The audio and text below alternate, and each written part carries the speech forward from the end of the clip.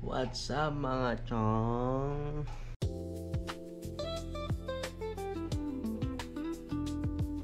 So ito nga pala yung dalawang pagong, no? Ayan.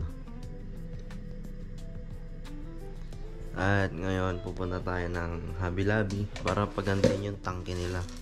So ayan, no? May ligo tayo. Kasi syempre ayaw naman natin lumakad ng baw-baw natin, nakakahiya.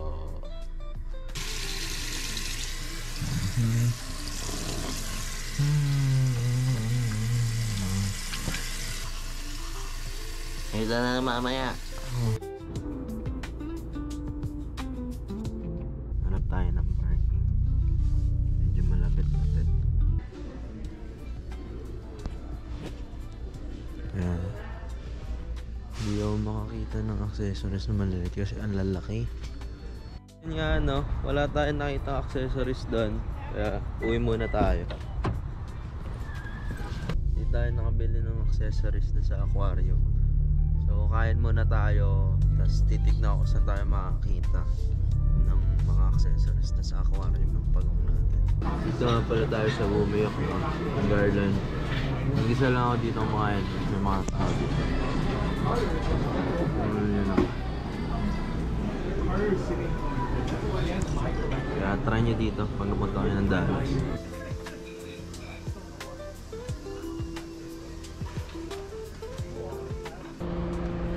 Bumiyok.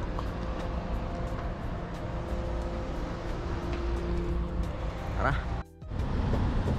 So dito tayo sa Petco ngayon, no. So kasi sa unang Petco na binuntahan ko, wala sila ng mga gamit para sa turtle. Kaya dito tayo ngayon.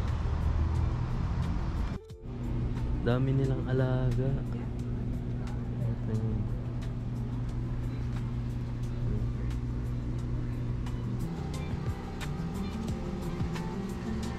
Meron pa silang puso.